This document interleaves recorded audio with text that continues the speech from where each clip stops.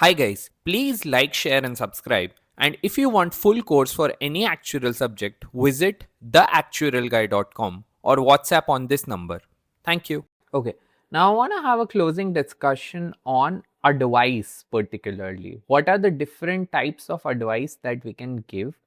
How is an advice different from a decision? Whose responsibilities advice, whose responsibilities decision is what we'll be talking about, and then we'll be getting into some of the professional standards that actuaries need to comply with. Okay, so firstly, types of advice. You have three types of advice particularly. One is indicative advice, which is just a quick opinion given without deeply investigating the issue, like an oral question on the spot. Okay, so let's say a board member asks an actuary roughly how much could our pension liability increase if the interest rate falls by 1%, right? So interest rate is falling, so the effect on the discounted liability would be that it would increase, right?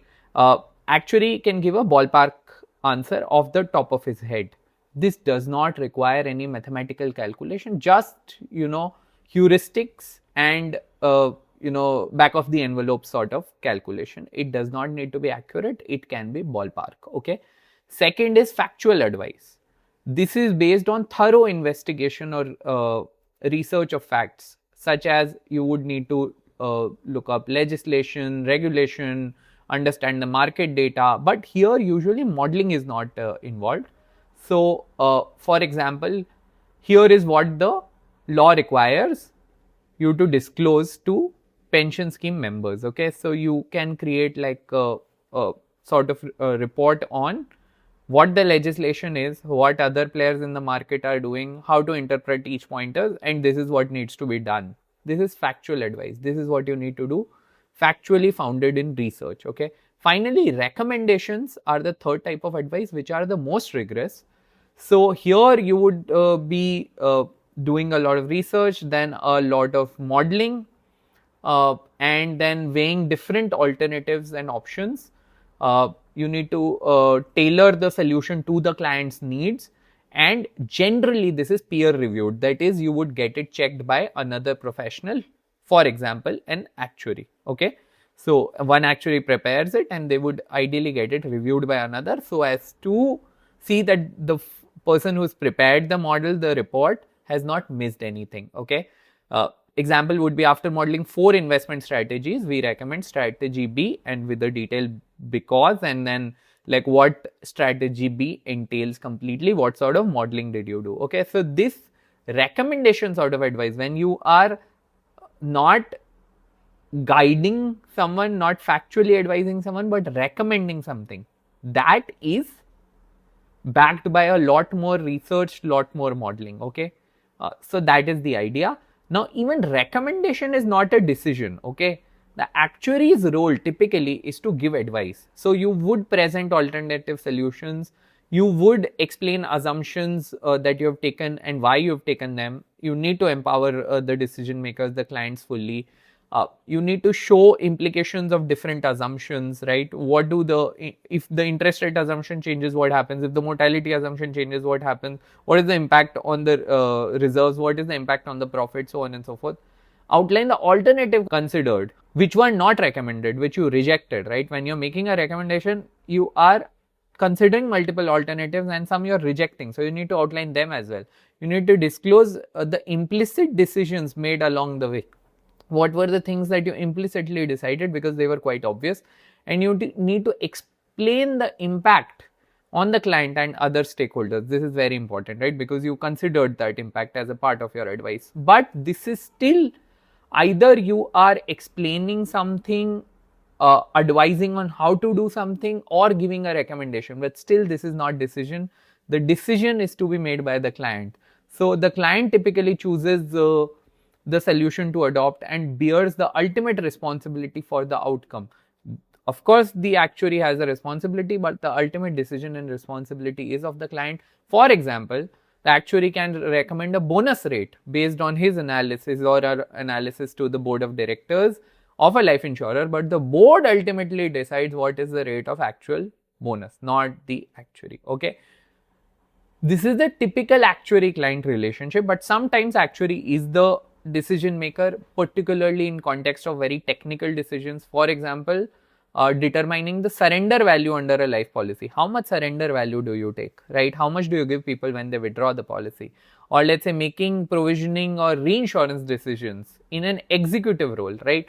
So as an appointed actuary or as a chief risk officer, a lot of times you have to take these executive decisions. The rule here is that the process must be robust and you need to make sure that it appears robust. Okay, optics are also equally important. So you need to be thorough and make sure everyone is aligned that you are thorough.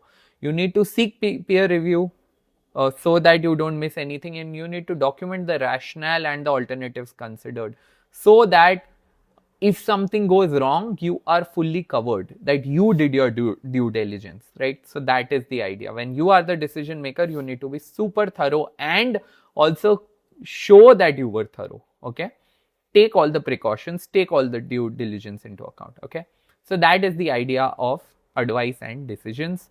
Now, when we do all of this advisory work, we need to comply with a bunch of frameworks. The first one is the Actuaries Code, which is given by the IFoA in UK.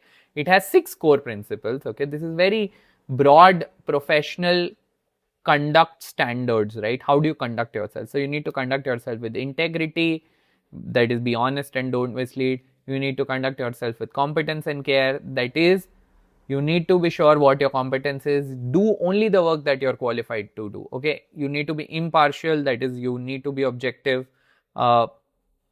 you cannot be biased, you need to comply with all the laws and standards, you need to raise any concerns even if you are uncomfortable, you need to speak up. And communication, you need to be clear and be understandable. Communication is a very important part of our work. That is why we also have a subject on communication, that is CP3, right? So more about that there. That is the Actuaries Code by the IFoA, but there is also a set of technical actuarial standards which are given by the Financial Reporting Council. Now, this is a body that governs. So IFoA trains actuaries in UK.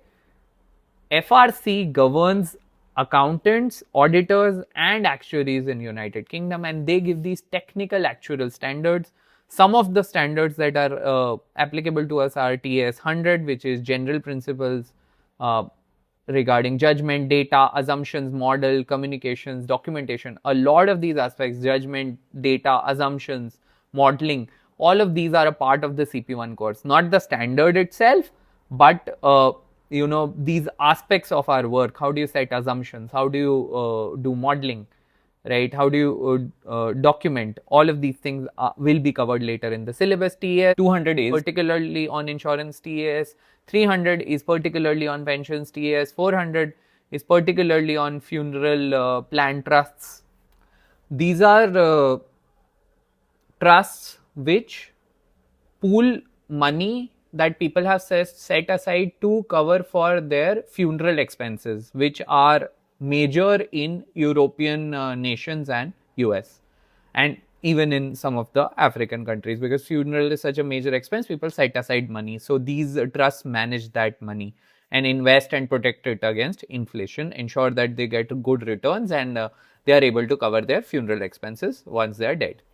Objective of these actuarial standards is reliability of the work of actuaries and all the documentation that is prepared by actuaries.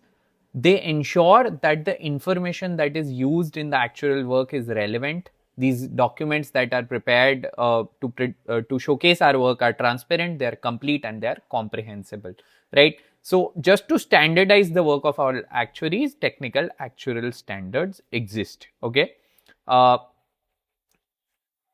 Apart from the TAS, the FRC, that is the Financial Reporting Council, also has something which is called as the Actuarial Quality Framework. It's a broad framework that is recommended for actuaries to follow while communicating with other non-actuarial stakeholders such as accountants, lawyers, and other management stakeholders, right? So this ensures the quality of our method, of our communication with those stakeholders. influences the kind of technical skills and ethical conduct and professionalism that we exercise as individual actuaries, and the environment that the actuaries operate in. How do we deal with the external factors that are outside our control, right? So this is a framework that exists to ensure the quality in our work.